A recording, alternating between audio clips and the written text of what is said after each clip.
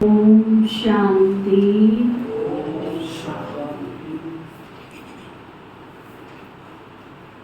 आज बाबा कह रहे हैं, मीठे बच्चे,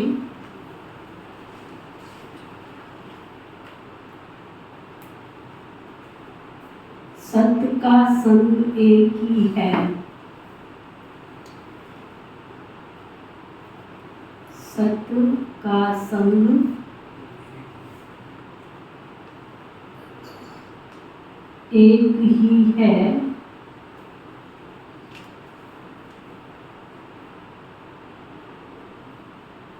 जिससे तुम्हारी सद्गति होती है।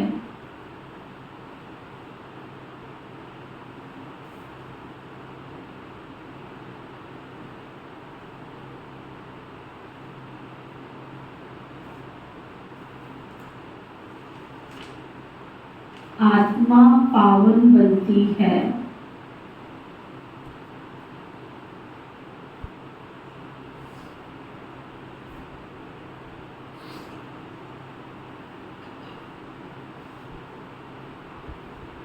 बाकी सब है कुसंग।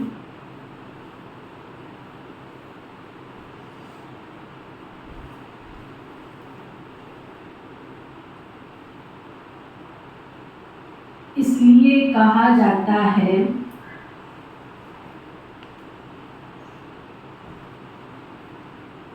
संग तारे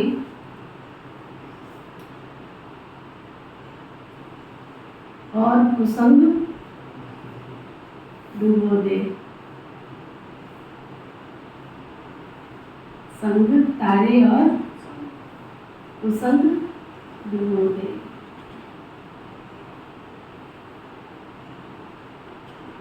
फिर बाबा पूछ रहे, बाप का ऐसा कौन सा कर्तव्य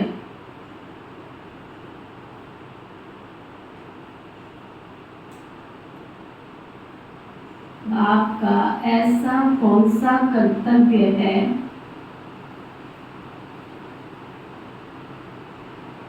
जो कोई भी धर्म स्थापक नहीं कर सकता।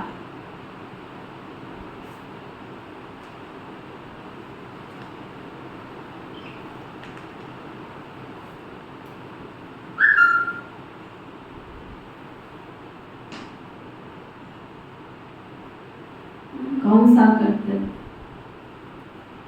दुनिया के बहुत धर्म स्थापक आए, ये पैगंबर आए, लेकिन ऐसा कार्य कोई नहीं कर सकता जो सिवाय बाप के। मनुष्य से देवता बनाना और पतित से पावन बनाना, स्वर्ग की स्थापना करना। और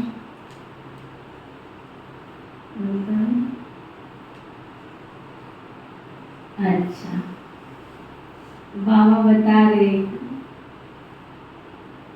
बाप का कर्तव्य है सबको पतित से पावन बनाकर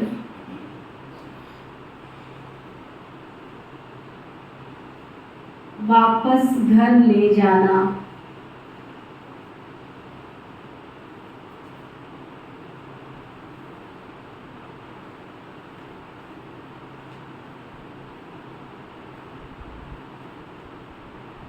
बाप आते ही है सबको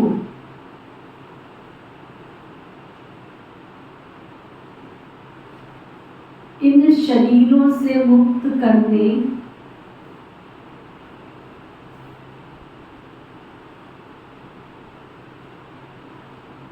अर्थात मौत देने। दुनिया में कहते मरे बिना स्वर्ग में जाना तो मरना तो पड़ेगा। यह काम कोई धर्म स्थापक नहीं कर सकता।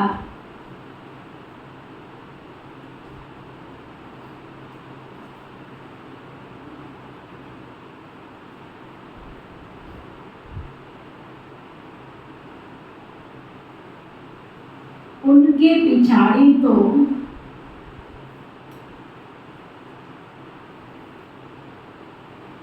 उनके धर्म की पावन आत्माएं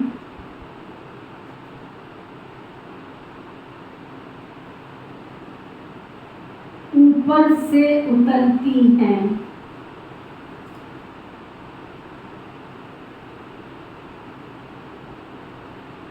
और अपना अपना पार्ट बजाए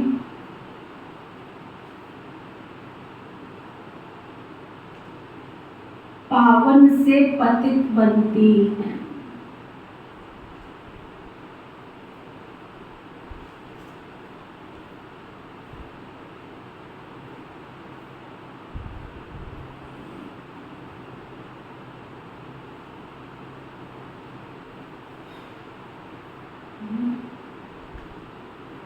गीत है, जाग सजनिया जाग नवयुग आया रे।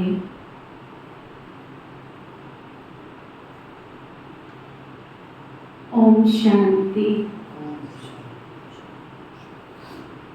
बच्चों ने गीत सुना,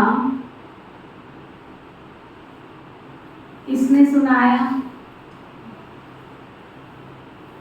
गीत सुनाया किसने? जाग सजनिया जाग, ये कौन कहेगा? साजन ही सजनी को कह सकता है ना। उठ जा, भोर हो गई, अब सवेरा हो गया। उठ। साजन में सब है सजनिया जिसको भक्तियां कहा जाता है। भगवान एक है जिसको भक्त याद करते,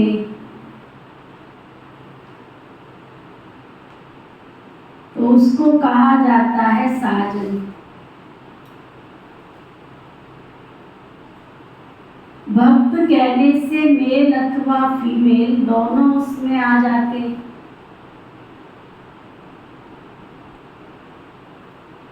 ये भी एक बहुत अच्छी बात है। मंदिर में जब पुजारी आवाज लगाता है तो ये थोड़ी कहते हैं भक्तियां इधर आ जाओ, ये भगत इधर आ जाओ। क्या कहता है? सभी भक्त जन कृपया पंक्ति में खड़े हो जाएं।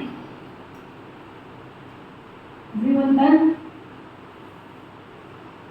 भगत माना स्त्री भी और पुरुष भी।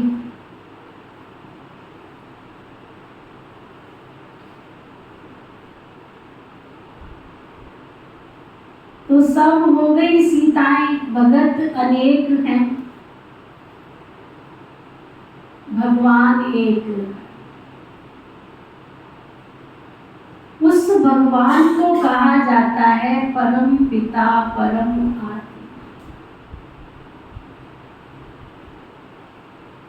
लौकिक बाप को परम पिता नहीं कहेंगे, वह तो लौकिक शरीर देने वाला पिता है ना। परम पिता परम धाम में रहने वाला, वह सभी आत्माओं का पिता है। हर एक मनुष्य को दो बाप होते हैं। कितने? लौकिक और दूसरा पारलौकिक बाप। लौकिक बाप का जन्म बाई जन्म वर्षा अलग होता। हर एक जन्म में बाप अलग अलग रहते।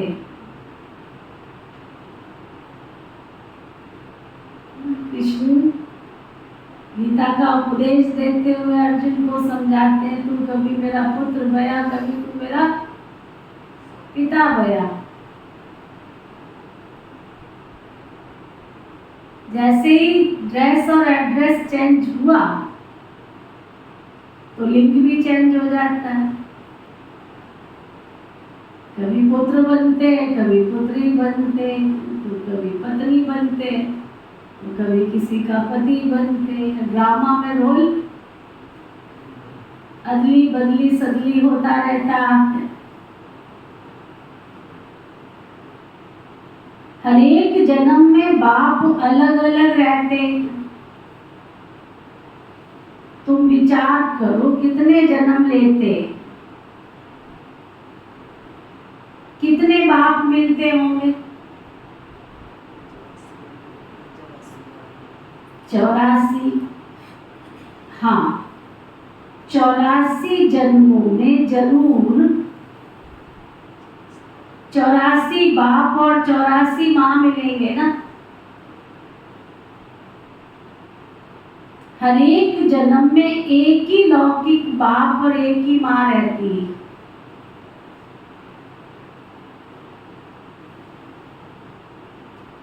दूसरा बाप परम पिता परमात्मा। परंतु सतयुग त्रेता में कभी ओ गॉड फादर कह नहीं सकते।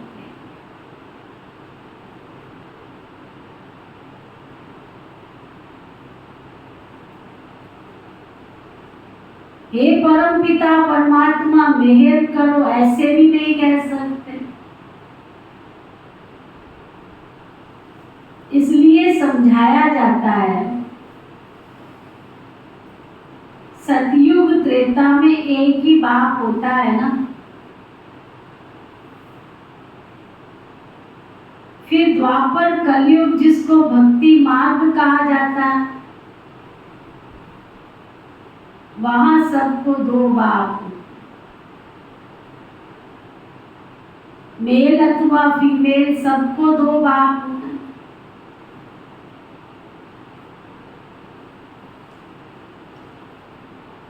भक्ति मार्ग में सबको दो बाप। पारलौकिक बाप को याद करते हैं क्योंकि दुनिया में दुख बहुत है, दुख धाम है ना।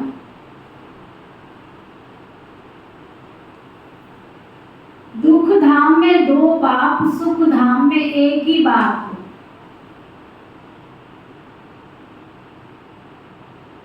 जिसको सभी याद करते हैं कि इस दुख से छुड़ाओ, रहम करो।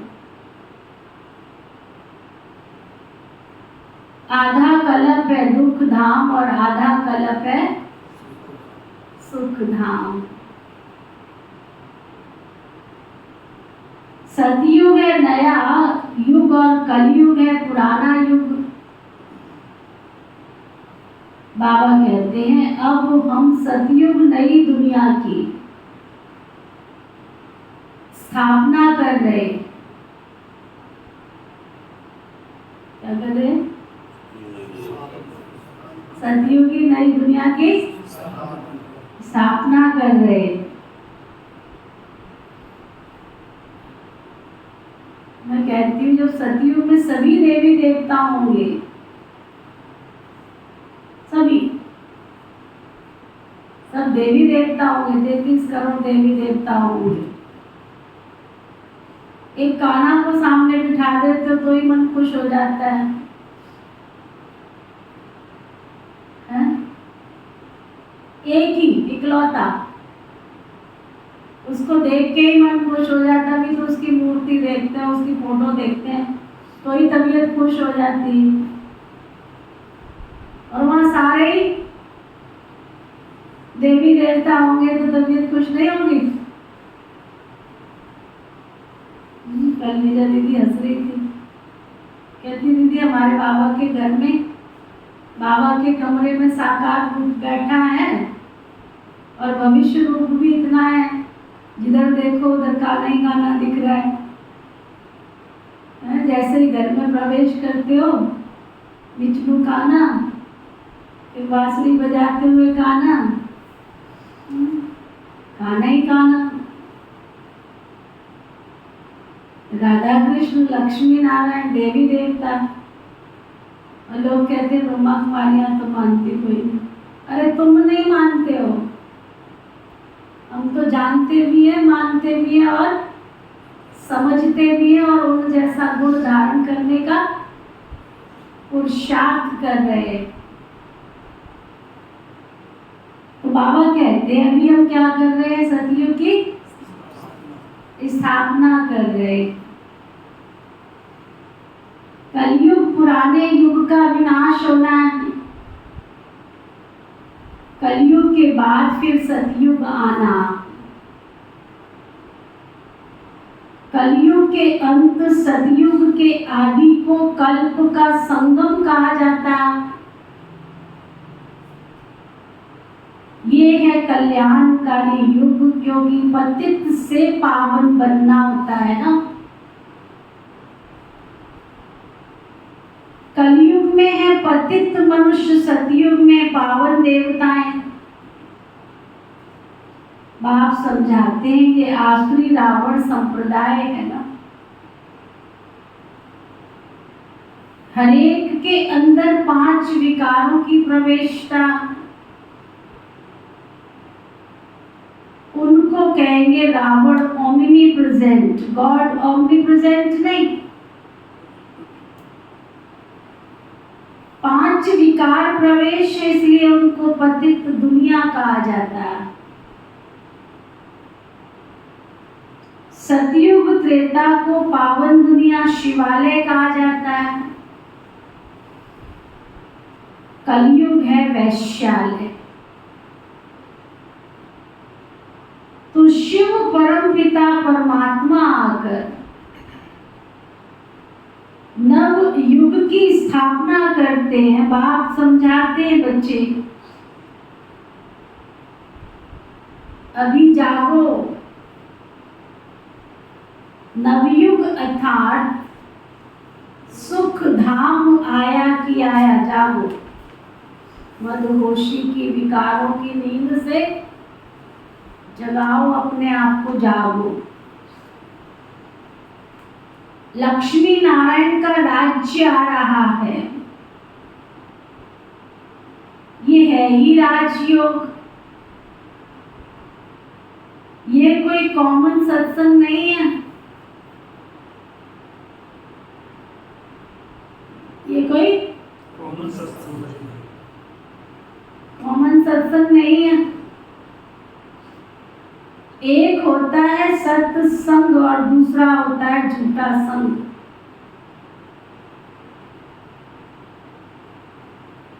कुसंग,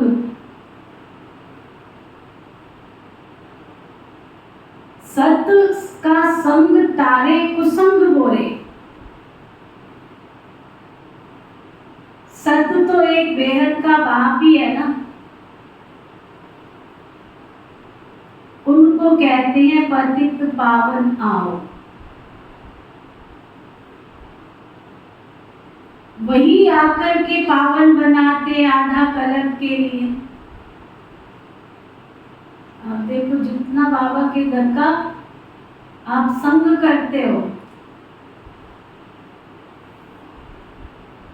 उतना ही मन में भी खुशी रहती है और चेहरे पर भी रुहाव आ जाता है। पुरुषार्थ देखो, आप रावण की दुनिया में रावण के संग में रह के देखते हो, और फिर आप मधुबन जाते हो बाबा के घर में, खुशी मिलती है, खुशी मिलती है ना। क्या लगता है? आनंद में है, मंगल में है, यही महसूस करते हैं ना। तो आप सोचो, केवल क्षण मात्र, जीवन की आयु के 70 वर्ष, 75 वर्ष, 80 वर्ष, साल के 365 दिन में से हम 3-4 दिन ईश्वरीय संग में रहते हैं, तो हमको खुशी मिलती है और ऐसे लगता है कुछ अद्भुत प्राप्ति, रिलैक्सेशन आ जाती है अंदर से। तो अगर ज्यादा समय बाबा के संग में रहे तो माया की, रावण की हिम्मत नहीं है कि वो आपको टच भी कर सके।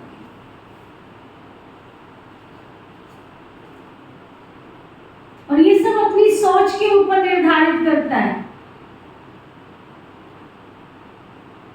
बाबा के ऐसे ऐसे बच्चे हैं जिन्होंने पहले प्रेफरेंस बाबा को दिया, अपनी जीवन को दिया। ये लास्ट जन्म में मैंने इस जन्म को सफल करना है। इतना कॉन्शियस में चला जाए, सिर्फ इतना कॉन्शियस में चला जाए कि ये मेरे हीरे जैसा जन्म है, लास्ट जन्म है, और इसे मुझे सफल करना है। आप देखो, वहीं से हमारी सोच बदल जाती है, हमारी वृत्ति बदल जाती है, हमारी कृत्य कर्तव्य बदल जाते हैं। बाबा के घर में ऐसे बच्चे मिलेंगे जो दुनिया में लाखों लाखों कमा सकते हैं, लेकिन उन्होंने अपने जीवन का एक दायरा बना लिया, बस इतना सफिशिएंट। बैलेंस बनाया, चारों पिलर, ज्ञान, योग, धारणा, सेवा।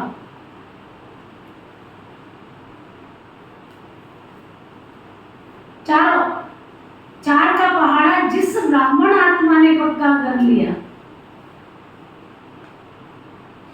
4 सब्जेक्ट है ना, ज्ञान, योग, धारणा, सेवा, और 4 धारणाएं हैं हमारी। ब्रह्मचर्य व्रत का पालन, शुद्ध अन्न, दैवी गुण, सत्संग, ये चारों धारणाएं जिसने अपना ली।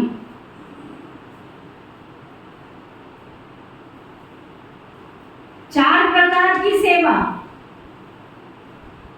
तन की, मन की, धन की और जन की।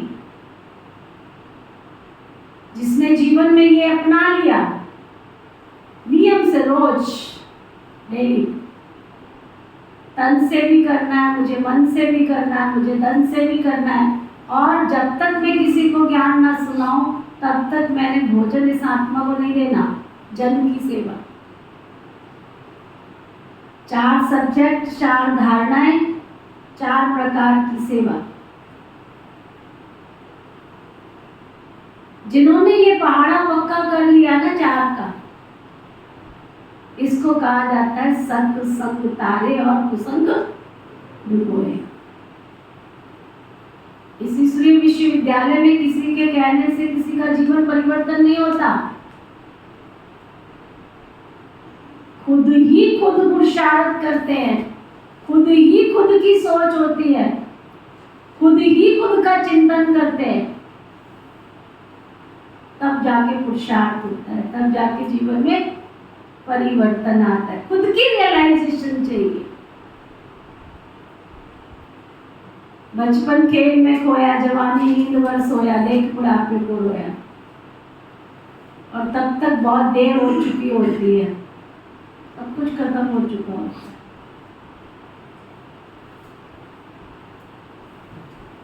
है ना। तो वो बाबा कह रहे हैं कि आधा कल्प के लिए तुम पावन बनते हो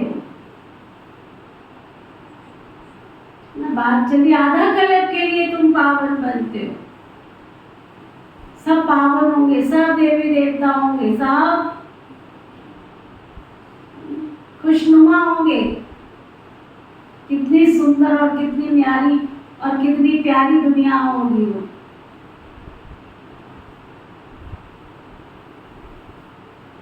आधा कल्प के लिए माया रावण तुमको एकदम पतित बना देती है। शक्ल देखो तो रोते क्यों, ऐसी है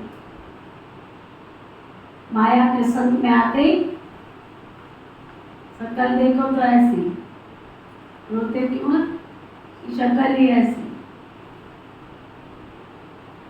देवताओं के लिए तो नहीं कहते शक्ल ही ऐसी। ऐसे नहीं, बाप भी पतित बनाते नहीं। अभी है ही रावण राज्य।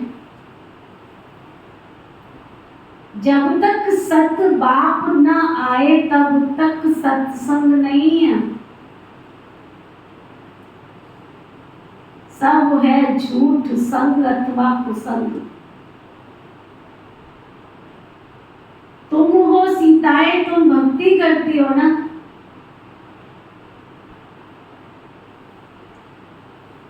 समझती हो भक्ति का फल भगवान आकर देंगे, तो जरूर जब भक्ति का समय समाप्त होना होगा तभी तुम आई। आधा कल्प है ज्ञान की प्रारब्ध और आधा कल्प है भक्ति की प्रारब्ध। अभी तुम पुरुषार्थ कर रहे हो भगवान की श्रीमत पर। भगवान ने आज्ञा दी है ना, तुम ऐसे ऐसे करो। भक्ति में भी सुबह 4 बजे उठ के लोग मंदिर में जाते हैं भगवान की आरती गुणगान करने के लिए, लेकिन वहां पे भगवान ने आज्ञा नहीं दे रखी है। यहाँ बाबा ने आज्ञा दे रखी है, बच्चे अमृत वेला शुद्ध भवन है, मैं तुम्हारे लिए बैठा होता हूँ, तुमको जो वरदान चाहिए मेरे से ले लो। आज्ञा दी है ना उसने। भगवान परम धाम से हमको आकर पढ़ाते, उसने आज्ञा दी है कि तुम अब पढ़ो, ये ऋषियों की पाठशाला। मैंने एक बार टीवी सीरियल में देखा था, महादेव जी का कोई सीरियल चल रहा था, किसी के घर गई हुई थी मैं, वो नियम से देखते होंगे, कहते दीदी देख ले, मैंने कहा देख लो। हम भी बैठे थे, खुदा ना खास्ता उसमें आ रहा था महादेव की पाठशाला। बाबा को कहीं ना कहीं कुछ ना कुछ बच्चे को सिखाना होता, वो कहीं भी भेज देता। उसने दिखाया, उसने देखा तो देवगण जो थे वो आसुरी शक्तियों के प्रभाव में आ गए थे, तो उनको देवत्व प्राप्त कराना है तो क्या करना पड़े। शिव पुराण के अंदर आता है, तो क्योंकि सारा महादेव सीरियल जो बना वो शिव पुराण के आधार पर ही बना होगा, मैं ज़्यादा उसकी डेप्थ में नहीं गई हूँ। तो उसमें जो देखने में आया, तो सभी देवताओं को महादेव जी ने आदेश दिया कि अभी सबकी पाठशाला शुरू होगी, सबको पढ़ने के लिए आना है। तो पाठशाला में कौन आएंगे पढ़ने के लिए? तो उसमें कितने जने थे? उसमें पढ़ने वाले सप्त ऋषि थे। ऑर्डर दिया था देवताओं को और पढ़ने आए थे सप्त ऋषि। कोई उसमें लक्ष्मी नारायण श्री राधे कृष्णा, कोई राम सीता, कोई भी नहीं थे, कोई हनुमान जी, कोई भी नहीं थे। सिर्फ उस पाठशाला में सप्त ऋषि बैठे थे। तो मेरा चिंतन चला, आज्ञा मिली थी देवताओं को और पढ़ने आए कितना। इस राज को दुनिया तो जानती नहीं कि जो सप्त ऋषि हैं वही भविष्य में जाकर देवी देवता बनने वाले। तो ईश्वर से पढ़ाई पढ़ने वाले कौन है? ऋषि। तो इस संगम युग पर बाबा हमको क्या बना रहा है? हम सब कौन है? राज ऋषि। कभी अपने अंदर सोमान में बैठो, मैं राज ऋषि हूं। मैं कौन हूं? राज ऋषि। राज माना राज करने वाले, राज्य करने वाले। ऋषि माना पवित्र आत्माएं, श्रेष्ठ आत्माएं। मैं इन कर्म इंद्रियों का मालिक राज ऋषि हूं। और जो राज ऋषि है, जो कर्म इंद्रियों का मालिक है, वही ईश्वर की पाठशाला में पढ़ सकता है, दूसरा नहीं पढ़ सकता। अंदर गई बात? जिसने 100 पर शासन करना सीख लिया, अपनी कर्म इंद्रियों पर शासन करना सीख लिया, वही भगवान से पढ़ाई पढ़ सकता है। आम दुनिया के लोग ईश्वर से पढ़ाई नहीं पढ़ सकते। अगर आ भी गए ना, जिनकी कर्म इंद्रिया कंट्रोल में नहीं है, वो 4 दिन दिखेंगे, महीना दिखेंगे, साल दिखेंगे, 2 साल दिखेंगे, कई 10 साल में दिखेंगे, भाग जाएंगे, क्योंकि कर्म इंद्रियों को कंट्रोल तो किया ही नहीं। तो पढ़ाई तो अंदर गई नहीं। जब पढ़ाई अंदर गई नहीं तो देवता पद कहाँ से प्राप्त होगा? वो फिर जैसे आए थे ना रावण की दुनिया में से, वैसे रावण की दुनिया में वापस चले जाएंगे। असुर माना रावण की दुनिया। तो वो बाबा बता रहे, बाप जब तक ना आए तब तक सत्संग नहीं है। ये सब झूठ संग है, कुसंग है। तुम वो सीताएं, तुम भक्ति करती हो ना, समझती हो भक्ति का फल भगवान आकर देंगे। तो जरूर जब भक्ति का समय समाप्त होना होगा तभी तो आएंगे ना। आधा कल्प है ज्ञान की प्रारब्ध और आधा कल्प है भक्ति की प्रारब्ध। अभी तुम पुरुषार्थ कर रहे हो भगवान की श्रीमत पर। भगवान एक होता है, वो है निराकार परम पिता परम आत्मा। आत्माओं का बाप है, वो आते ही संगम युग पर। द्वापर कलयुग को भक्ति कांड कहा जाता है। सतयुग त्रेता को ज्ञान कांड कहा जाता है। ज्ञान है ही ज्ञान सागर परम पिता परमात्मा के पास। शास्त्रों का ज्ञान कोई है नहीं। अगर उनमें ज्ञान होता तो सदगति होती। भारत जो हीरे जैसा था अब तो नहीं है ना। फिर बाप आकर बनाते हैं, तुम अब हीरे जैसा बन रहे। क्या पूछो, अपने आप को देखो। जब से मैं बाबा का बच्चा बना तब से मेरी आत्मा हीरा बनेगी, वही पत्थर की पत्थर है। एक गीत है ना निजा, वो तो है। एक और गीत है ना, ये भी है। एक और है, कोई कंकड़ है, कोई सतगुण और अवगुण के कारण कोई हीरा है और कोई पत्थर है, कंकड़ है। अब तुम हीरे जैसा बन रहे हो, तुम्हारा जीवन पलट रहा है। चेक करो, क्या मेरा जीवन पहले जैसा ही है कि परिवर्तन हो रहा है?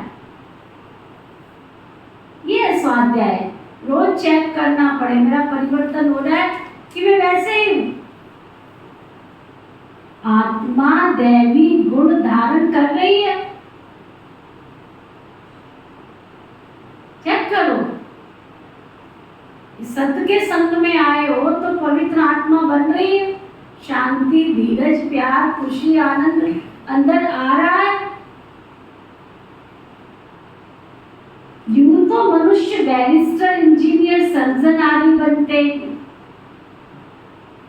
बाकी मनुष्य को देवता बनाना ये परम पिता परमात्मा ज्ञान सागर का कर्तव्य है। उनको ही ट्रुथ कहा जाता है। वही सच बतलाते हैं, अर्थात सच खंड की स्थापना करते। बाकी तो सब झूठ बोलने वाले झूठ खंड की स्थापना करते। रावण की मत पर चलते, तुम श्रीमत से श्रेष्ठ बनते हो। नए युग में भारत नया था, वर्ल्ड ऑलमाइटी अथॉरिटी कहा जाता है ना। लक्ष्मी नारायण का राज्य था, उनको किसने ये राज्य भाग्य दिया? जरूर जो स्वर्ग की स्थापना करने वाला होगा। अभी वो वर्षा गवाया है, 84 जन्म लेकर अब फिर चक्र पूरा होता है, सबको वापस घर, ये चला चली का मेला है, सबको वापस जाना। लिबरेटर एक बाप ही है, वही लिबरेट कर सबको ले जाते, इसलिए उनको कालों का काल माँ कहा जाता है। कालों का काल महाकाल कहा जाता है। और महाकालेश्वर में जाकर के मत्था टेक के आते कि हमारे को कभी काल खावे ना, इसलिए थोड़ी जाते कि वो हमारा ईश्वर है तो हम उसके दर्शन करने चले जाएं। आप ही कहते हैं जाते हैं वहां, कालों का काल महाकाल महाकालेश्वर। एक बहन आई, मैं तुम दिखाई नहीं दी, तुम कहाँ थी? कहते वो महाकालेश्वर गए हुए थे। मैंने कहा क्यों, वहां पे क्या था? कहते एक ज्योतिषी ने बताया था कि तुम्हारे बेटे की शादी है ना, उस पे ग्रहण है और तुम पहले वहां पे अपने बेटे के साथ फेरे लगा करके आओ, शादी करके आओ शिव के साथ।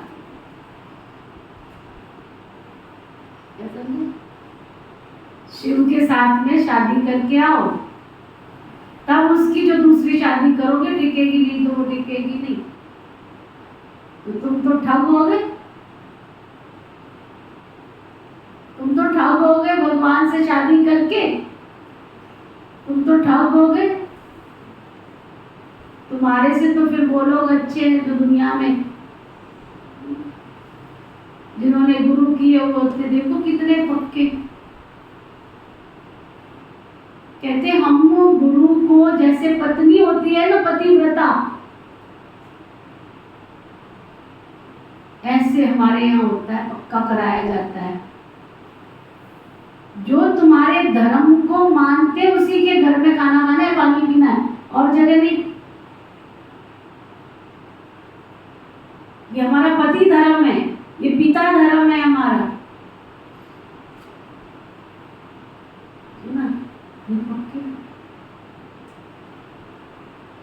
तो अपने आप को चेक करो।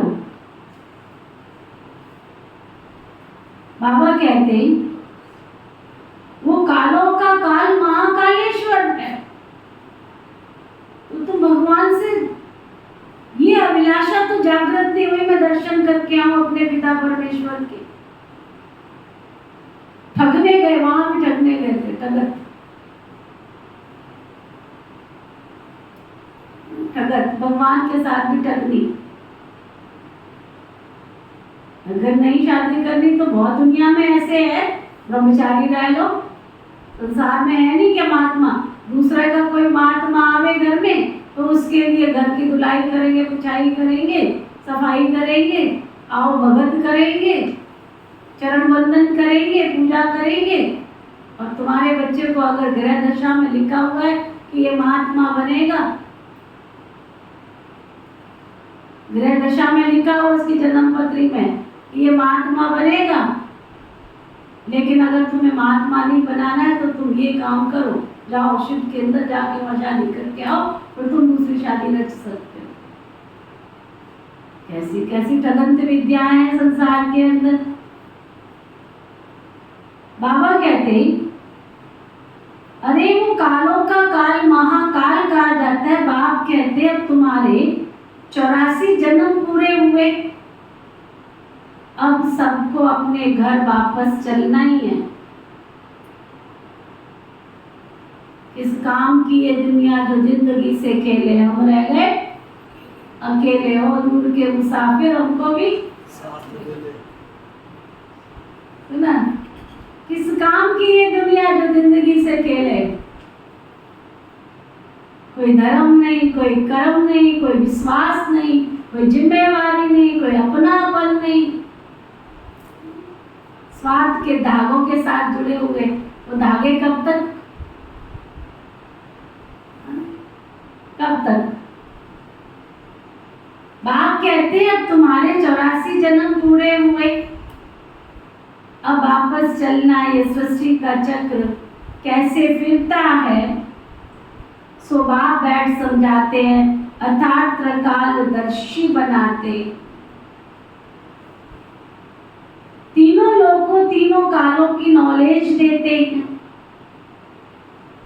वही पतित पावन ज्ञान सागर बीज रूप हैं, उनसे ही सचखंड का तुमको वर्षा मिलता।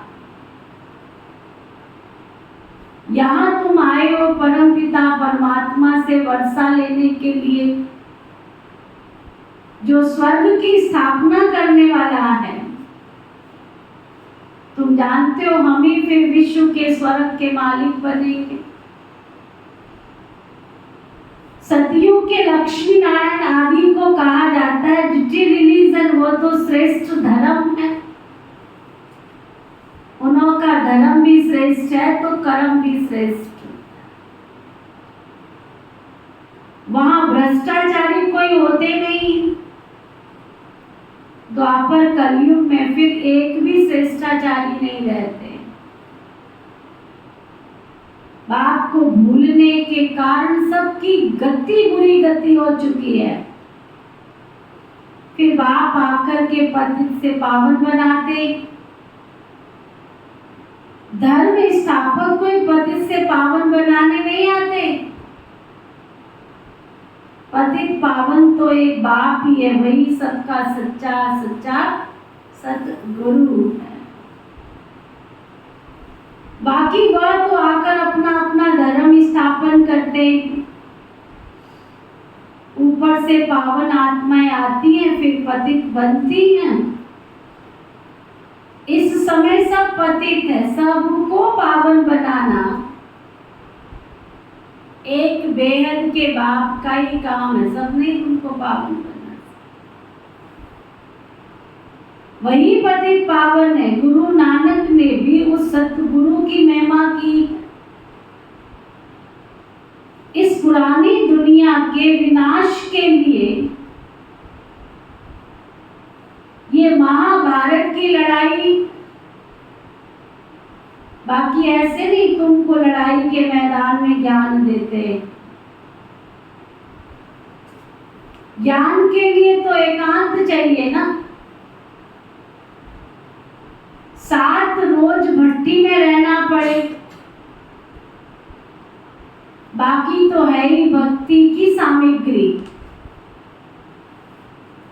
भक्तों में भी कोई बड़े बड़े तीखे होते हैं। रुद्र माला भी है तो भक्त माला भी है। वो है भक्तों की माला और ये है ज्ञान की माला।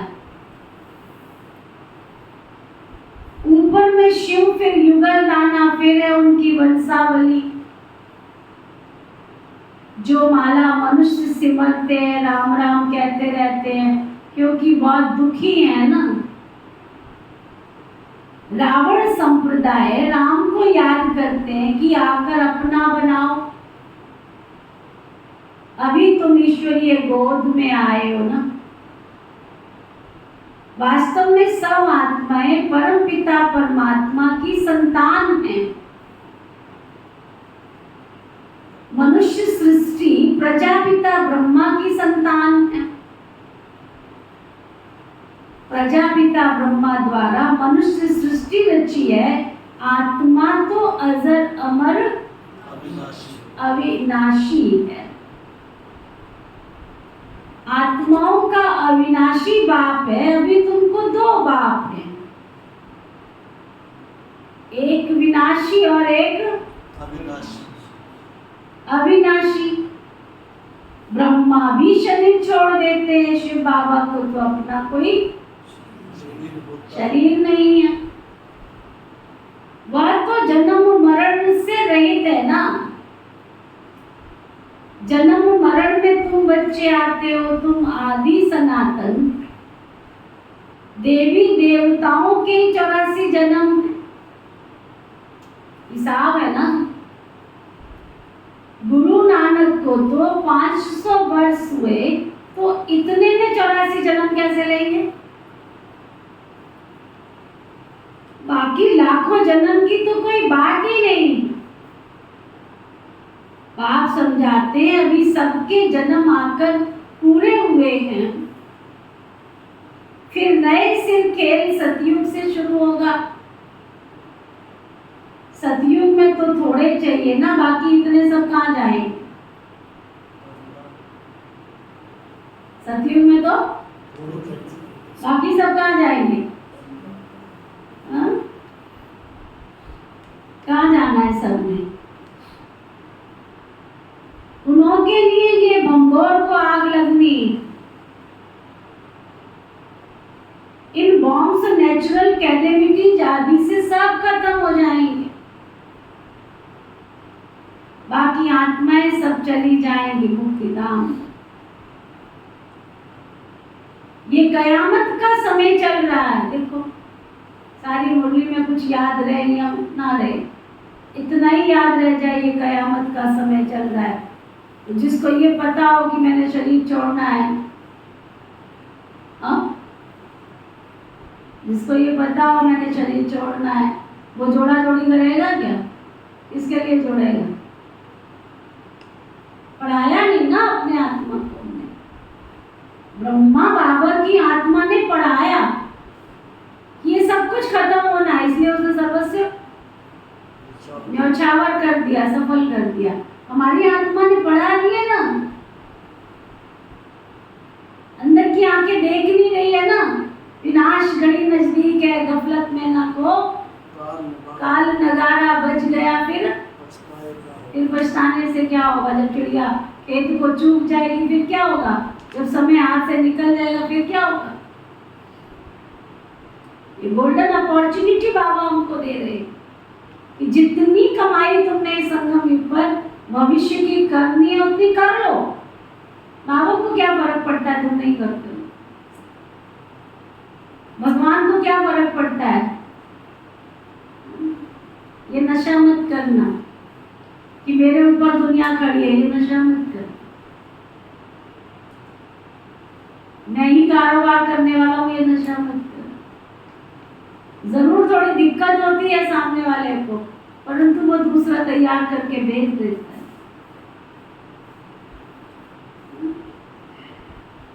और ये याद रखना, भगवान की नजर से उतरे तो उस नजरों में तुम्हें दोबारा जगह मिलने वाली नहीं है।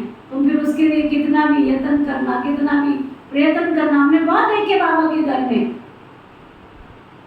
बड़े बड़े सूरवीर थे। दुनिया में कहावत चली आई है, घोड़े से गिरा हुआ संभल सकता है। घोड़े से गिरा हुआ संभल सकता है, चोट उसकी बढ़ सकती है, परंतु अगर नजरों से गिरा तो उस नजर में वो स्थान पाना नामुमकिन है। फिर तुम लाख यत्न करना, लाख प्रयत्न करना, वो स्थान मिल नहीं सकता, वो स्थिति तुम्हारी बन नहीं सकती, कितना भी कर ले। इसलिए दुनिया में कहा फूक फूक के कदम रखो। Confidence is next to God. भगवान का दूसरा नाम क्या है? विश्वास। अगर तुमने एक बार विश्वास तोड़ दिया, उस विश्वास को तुम दोबारा नहीं जमा सकते। उस आत्मा के लिए गैर परवाह आत्मा है, कब धोखा देगी मालूम नहीं है। एक बार धोखा दिया, एक बार जिम्मेवारी तोड़ी, भगवान रिजेक्ट लाइन में डाल देता है, रिजेक्ट लाइन में डाल देता है। हाँ ये जरूर है कि वो धीरे धीरे डालता है, संभलने के कई मौके देता है ना। दुनिया में क्या कहते हैं? दूध का जला छाछ भी फूक फूक करके पीता है। अगर तुमने किसी को चीट किया है, किसी को धोखा दिया है, गैर जिम्मेदार बने हो, तो सामने वाला तुम पर विश्वास नहीं कर सकता। काम जरूर कराएगा परंतु विश्वास नहीं कर सकता।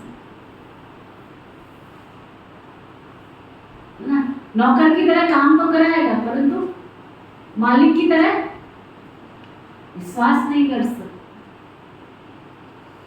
इसलिए संभल के चलो, ये वो मंजिल है, हमें उन राहों पर चलना है जहां पर गिर तो गए लेकिन संभल कर चलना। तो बाबा कह रहे थे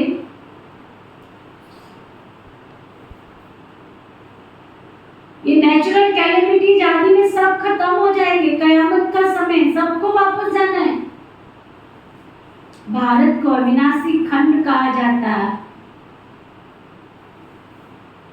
क्योंकि भारत ही बाप का जन्म स्थान है ना। शिव बाबा भारत में ही आते,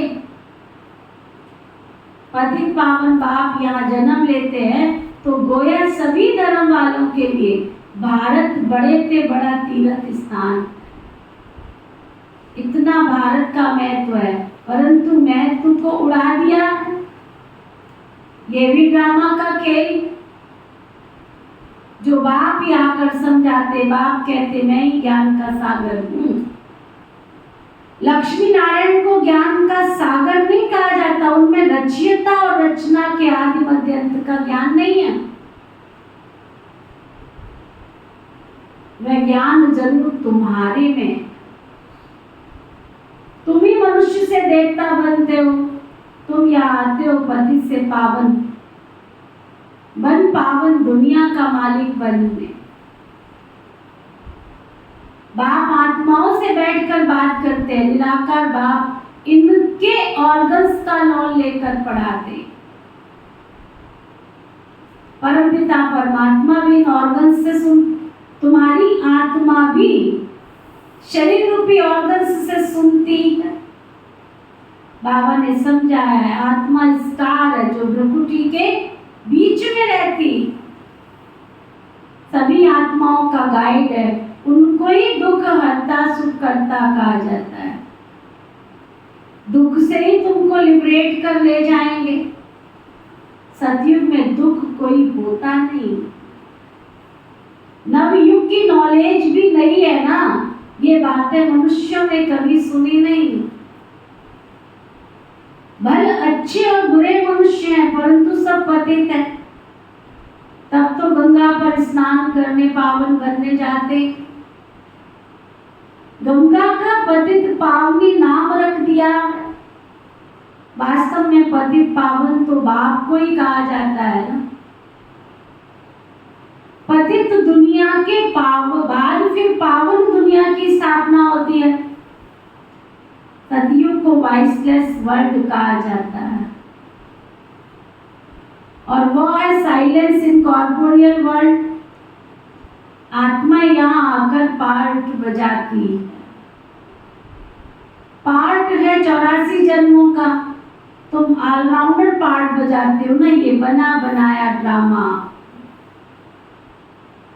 हर एक में अपना अपना पार्ट अविनाशी है, वह कभी मिटता नहीं है। तुम 84 जन्म भोगते रहेंगे। चक्र आदि का अंत नहीं है। ड्रामा कब शुरू हुआ ये प्रश्न नहीं उठता। ना आदि है ना अंत है। सतयुग आदि सत्य है भी सत्य, होशी भी सत्य। इस चक्र को समझने से तुम स्वर्ग के चक्रवर्ती महाराजा महारानी बनते हो। उसको वर्ल्ड ऑलमाइटी अथॉरिटी कहा जाता है, जो वर्ल्ड ऑलमाइटी अथॉरिटी बाप से मिलता है।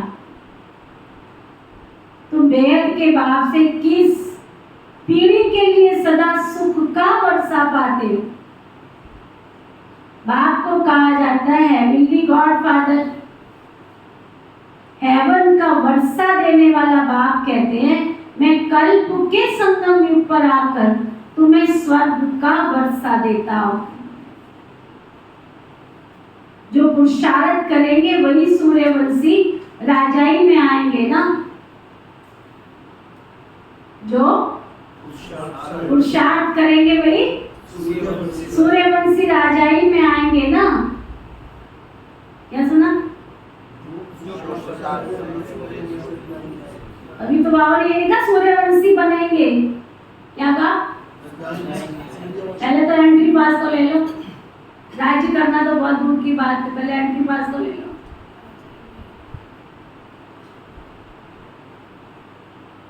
आप देखो ना, कॉमन सी बात, हाँ कवर पर जब विदेश जाना होता है ना, उससे पहले की फॉर्मेलिटी होती है कि विदेश में रहने की फॉर्मेलिटीज होती है? सारी मेहनत तो मशक्कत तो पहले होती है ना। पहले तुम वहां का एंट्री पास तो ले लो, वहां तुम्हें क्या जॉब मिलेगी, क्या मिलेगा, कितना कमाओगे, नहीं कमाओगे, बेले बैठोगे, खाओगे, क्या करोगे, तो बात की बात है। पहले तुम उस कंट्री में प्रवेश का तो इंतजाम कर लो, पहले अपने कागजात तो ठीक कर लो, एंट्री के लिए सब कुछ मेहनत तो कर लो। कितनी मेहनत हो, ये कमी रह गई, ये कमी रह गई, ये कमी रह गई, ये कमी रह गई, कितने सारे इंतजाम। एक छोटी सी इसी रावण की दुनिया में एक देश से दूसरे देश में जाना है, तो इतनी मेहनत और इतनी मशक्कत। और यहाँ बाबा तुम्हें बिल्कुल ट्रांसफॉर्मेशन कर रहे, तुम्हारी पूरा ही पुरानी दुनिया से नई दुनिया में लेके जाएंगे। जिस हिसाब से पुरुषार्थ कर रहे हो, फिर कहा जाता है शक्ल देखी है? आए थे राजा रानी बनने, शक्ल देखी है? आए थे लक्ष्मी को वरने के लिए, शक्ल देखी है? आए थे स्वर्ग में जाने के लिए, शक्ल देखी है? तो बाबा कहते कितनी मेहनत करनी पड़े, कितनी मेहनत करनी पड़े। अभी तो बच्चे नई दुनिया में देवी देवता पद पाने का पुरुषार्थ कर रहे हो। जो पुरुषार्थ करेंगे वही सूर्यवंशी राजाई में आएंगे, राजाई में आएंगे। ये कोई कॉमन सत्संग नहीं, ये है गॉडली यूनिवर्सिटी। भगवान वाच, भगवान पढ़ाकर तुमको मनुष्य से देवता बनाते हैं। ऐसा कोई सत्संग नहीं होगा जिसमें कोई मनुष्य से देवता बनेंगे। अभी तुम बच्चे नई देवी दुनिया में जाने के लिए, देवता पद पाने के लिए पुरुषार्थ कर रहे हो। समझाना चाहिए, दो बाप, एक बेहद का बाप है और एक हद का बाप। हम बेहद के बाप से बेहद का वर्षा ले रहे हैं, तुमको भी राय देते हैं वर्षा ले लो। श्रेष्ठ से श्रेष्ठ परमपिता परमात्मा की मत पर चलने से तुम स्वर्ग का मालिक बनेंगे। सच्चा तो एक ही बाप है, बाप आकर पढ़ाते हैं। इनके ऑर्गन्स द्वारा कहते हैं ब्रह्मा तन से ब्रह्मा मुख वंशावली वर्षा देता हूँ। ब्रह्मा द्वारा तुमको दादे का वर्षा मिलता है, दादे के वर्षे पर सभी आत्माओं का हक है। लौकिक संबंध में सिर्फ मेल को वर्षा मिलता है। तुम तो आत्माएं हो ना, सब ब्रदर्स ठहरे, सबको शिव बाबा से वर्षा मिलता है, तुमको सिर्फ दादे से वर्षा मिलता है। बाबा कहते हम तुमको मंदिर लायक बनाते हैं। मनुष्यों में देखो कितना क्रोध, देखो एक दो का विनाश कर देते हैं। यही वैश्यालय शिवालय था, सो फिर अब बनना है। परमपिता परमात्मा शिव आकर के शिवालय बनाते हैं। वैश्यालय से लिबरेट कर गाइड बन सबको वापस शिवालय में ले जाते। अभी सभी अपने पुराने शरीरों से मुक्त हो मेरे साथ चलेंगे। किसी शरीर में रहना है।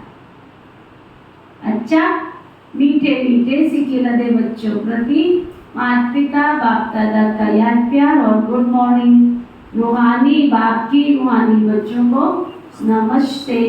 हम सब रूहानी बच्चों की रूहानी बाप दादा को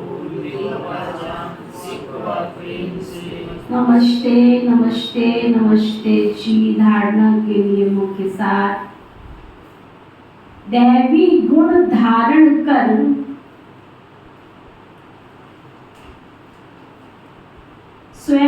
की जीवन को पलटाना है।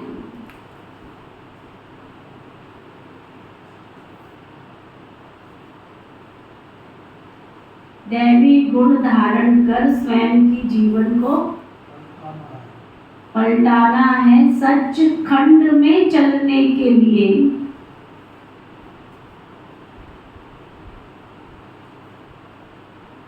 सच्चे बाप से सच्चा होकर रहना है।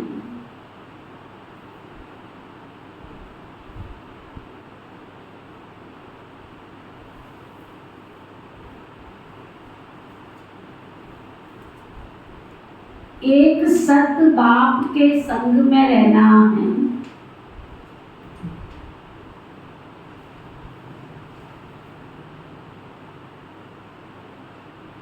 मनुष्य से देवता बनने की पढ़ाई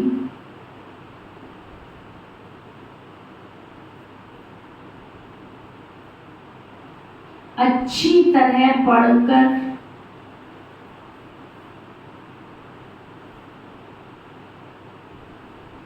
बेहद का वर्षा लेना है।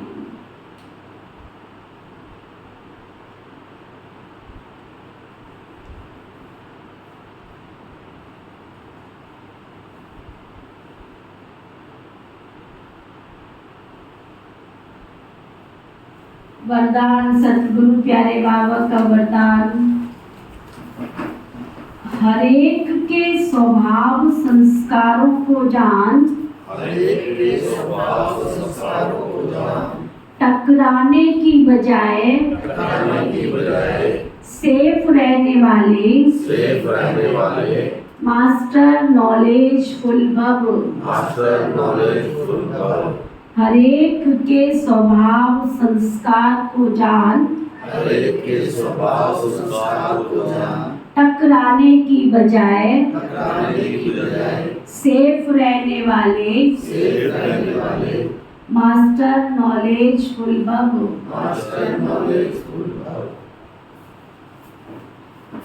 हरेक के स्वभाव संस्कारों को जान, हरेक के स्वभाव संस्कारों को जान, टकराने की बजाय सेफ रहने वाले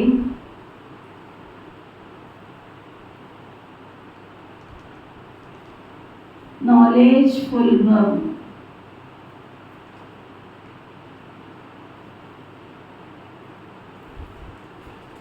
कोई भी बात को छोटा या बड़ा करना, ये सब अपनी बुद्धि पर निर्भर करता है।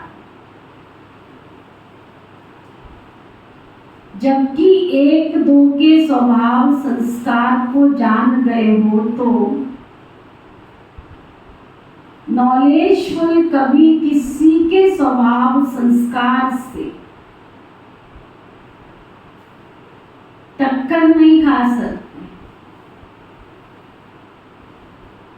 जैसे किसको पता है कि यहाँ खड्डा है या पहाड़ है, तो जानने वाला कभी टकराएगा उससे, किनारा कर लेगा। ऐसे आप भी किनारा करो, अर्थात अपने को सुरक्षित रखो।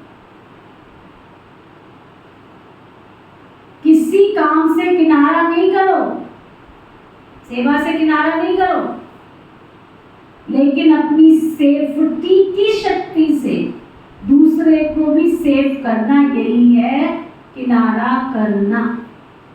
स्लोगन, उड़ती कला का अनुभव करना है तो सदा भाग्य और भाग्य विधाता की स्मृति में रहो। किसका अनुभव करना है? उड़ती कला का। तो क्या स्मृति रखनी है? भाग्य और भाग्य विधाता। आज का अव्यक्त इशारा, यह युग उड़ती कला का युग है।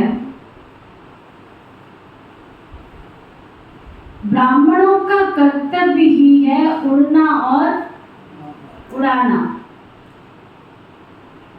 वास्तविक स्टेज भी उड़ती कला है। उड़ती कला वाला सेकंड में सर्व समस्याएं ऐसे पार करेगा जैसे कुछ हुआ ही नहीं। उसे नीचे की कोई भी चीज डिस्टर्ब नहीं करेगी, रुकावट नहीं डालेगी ना, सदा उड़ता रहेगा ओम ऊर्जा के पंख लगा करके। ओके, ओम शांति शांति।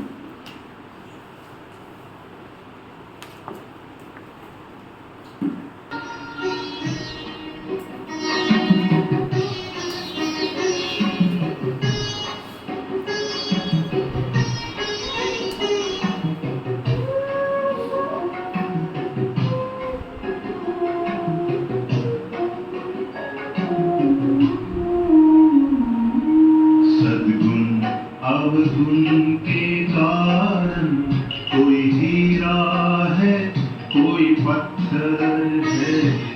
सद्गुण अवगुण के कारण कोई हीरा है, कोई पत्थर है।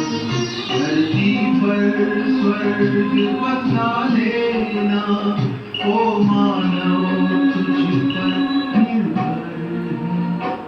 सद्गुण अवगुण के कारण कोई हीरा है, कोई पत्थर है। सद्गुण अवगुण के कारण कोई हीरा